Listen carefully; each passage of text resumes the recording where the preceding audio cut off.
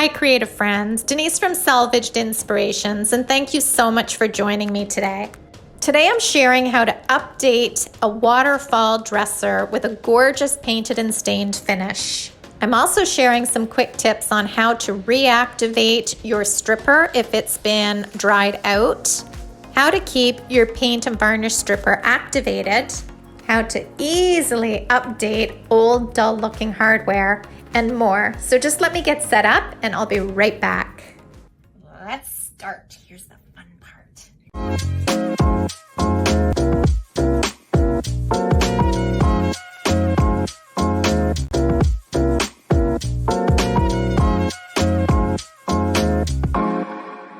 So last week, one of my Salvaged Inspirations readers who also lives in the GTA reached out and asked me if I would like to come pick up this waterfall dresser.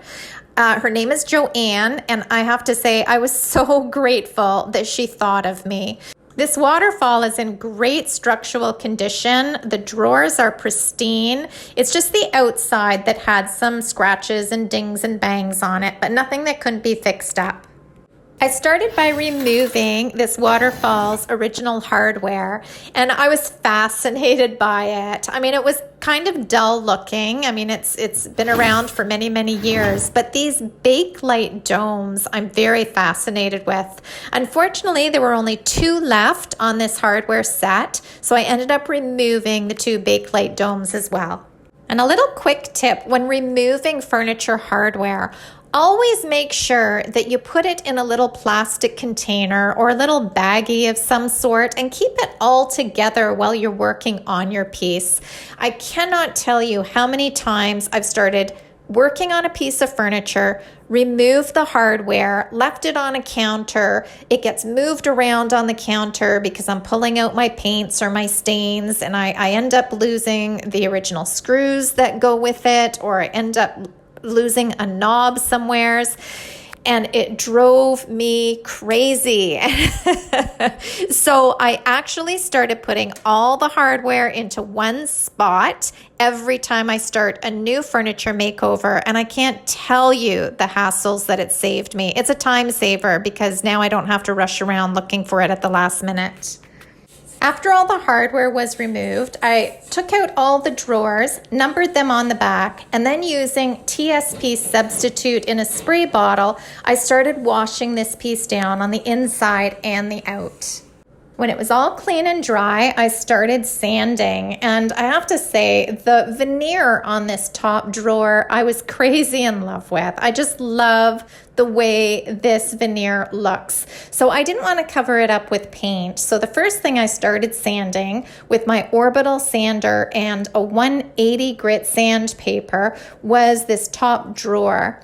And I just went about it slowly and made sure not to sand through the veneer. Often the wood or veneer wood on these older pieces is very dry, sometimes cracked. They're easily chipped and they're easy to sand through. So when you're working with an orbital sander or any sort of sander, you just have to be very careful and take your time with it. To smooth out the finish of the 180 grit, I swapped over to my palm sander and I used a 220 grit. And here I am just lightly sanding it to smooth everything out nicely. Once I was finished with the top drawer, I decided that I wanted to have the top quarter of this dresser all stained. So I grabbed my orbital sander again and I started sanding down the top and the sides. The top did have quite a few scratches, so this I really took my time with. Again, the wood veneer was very, very dry. A lot of scratches in it, so I think I started with a 120 if I'm not mistaken, and then I worked my way up to a 180, and here I am just sanding down the scratches. Now, as I mentioned about this veneer being dry and old, you have to be careful, and there's only so much sanding you can do. And here you might be able to see that some of the varnish is still left on. So rather than keep sanding through and take the risk of sanding right through the veneer, I brought out my Citrus Strip stripping gel. It comes in a spray. It also comes in a bottle, and I apply it with a chip brush. And it's really, really easy to do. For the spray, you just give it a really, really good shake. The spray works really well if you have little nooks and crannies and grooves or detailed feet or detailed ornaments on a piece, because it can really get into those crevices. Citrus Strip stripping gel, it strips off the paint and varnish, is safe enough to use indoors, but I still recommend having good ventilation and safety first. Make sure that you're wearing the appropriate clothing, make sure you wear gloves, a mask is a good idea, protective eyewear, because it is still a stripper, even though it smells like oranges. It smells quite nice actually, but make sure you open up the windows, get good ventilation, just as you would with any other regular stripper. For flat surfaces, I just take the Citrus Strip and pour some out, and then I use my chip brush to paint it onto the piece, as I'm doing here on the top of this dresser. You can apply it as thick as you like, but it doesn't need to be that thick, because then you're wasting product. And you don't want to apply it too thinly, because if it's not a nice wet surface, it's not going to eat away at that varnish or the paint. And here's a great quick tip to keep it wet so it's actually eating away at the top coat or the paint. I use a plastic wrap, or any sort of saran wrap will work. And once you put the stripper on, you can then take your plastic wrap and cover it up. Then you can go and do some laundry, as I did. You can go do some chores. You can rest assured that this stripper will actually stay activated, nice and moist, and eat away at whatever you're trying to get rid of.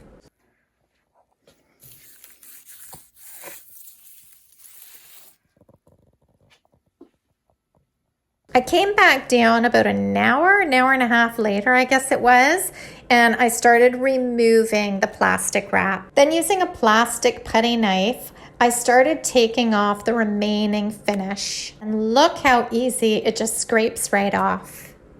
To clean off the remaining of the stripper, the residue of the stripper off the wood, I use mineral spirits, and I just pour a little bit on, and using a soft cloth, I just rub away the excess. Here's another quick tip when you're using a stripper to remove a top coat or a paint. Let's say that it's dried up on you, and for whatever reason it's dried up and it has not removed whatever you're trying to remove 100%. So you're left with this sort of dry, tacky varnish finish that doesn't want to budge. Rather than try sanding it off, which believe me is a very bad idea, because your sandpaper is just going to end up being tacky and all bulged up with product, and it's not going to do good for your piece whatsoever. So avoid using sandpaper, but to reactivate this sticky mess, use a little more stripper. So pour some stripper on. It's going to reactivate the stripper that has dried up, and therefore you can go in with your putty knife and just scrape it all off again. Another quick tip when using strippers: did you know that you can reuse the stripper that you've already used? You don't have to actually throw down new product to reactivate it. So here you see I'm using some old gunky stripper that I've already stripped off. It's already discolored, but it still works. The stripper is still going to eat away at the varnish or at the paint, whatever you're trying to take off, and you can use old stripper as well. And what I mean by old stripper is not a stripper that's been hanging around for days on end. I do mean what you just lifted off the piece. You can actually put back on the piece and it will still work. I hope that makes sense. So while I was waiting for the body of the dresser to dry, I went ahead and started painting the 3 drawers in this deep sea, which is a silk mineral paint. It has a top coat and a primer included. Where I went wrong is I started using one of my new Dixie Belle brushes. And here's a quick tip when you're using a brand new brush.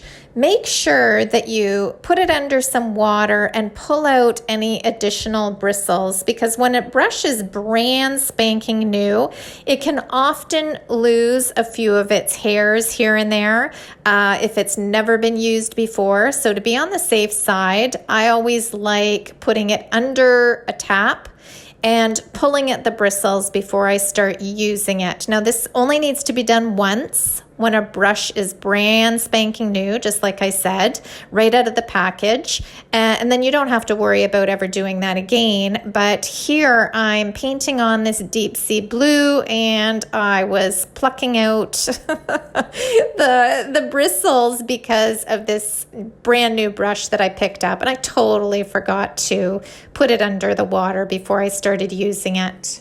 That said, though, check out this color. It was the first time I was using this deep sea blue, and I absolutely love it. It is beautiful. This paint has a self-leveling property to it, which makes it easy to use. There's an open time of about 5 minutes, and here I am brushing it onto the drawer. You'll see that I approach the sides on an angle, which I've mentioned in quite a few of my videos. To get the sides, I always angle the brush at a 45-degree angle so I can get the sides crisp and clean and make sure the paint goes all in there. Once I've laid the paint on, then I will go back and run the brush softly, right to left, left to right, back and forth on the drawer, as you see me doing here, just to make sure all the paint is laid in the one direction, and then it will self-level with no brush marks. Again, you want to do this in a reasonable amount of time, of course. Within about 5 minutes, you have to play with this paint. And again, it will self-level and look beautifully smooth. Now for the hardware, I had some redesigned decor wax, and this gold is called Eternal. I'm not sure if they still make it anymore or not, because when I tried linking to it on my blog post, I actually couldn't find it on Amazon or scrapbook.com or other places that sell decor, redesigned decor wax. So I'm hoping they still sell it, but this lasts forever. I've had this decor wax for a good few years. You can see that not even half the container is gone because so little of it is needed. You just put a little bit on your finger, you rub it in, and what a difference it makes on hardware. It's just beautiful. Now what I'll do is I'll link to a similar decor wax. Dixie Belle's Gilding Wax works just as nicely. The color is ever so slightly different, but it has a beautiful gold tone as well. So I'll link to that for anybody interested in using decor wax on their hardware. But again, it's really easy to do, and look at the big difference. This product is safe enough just to put on your fingers and use it on your skin. However, I do like using gloves because I am messy with it. So, so that's totally up to you. So my drawers were all painted, and now it was time to work on the body of this piece.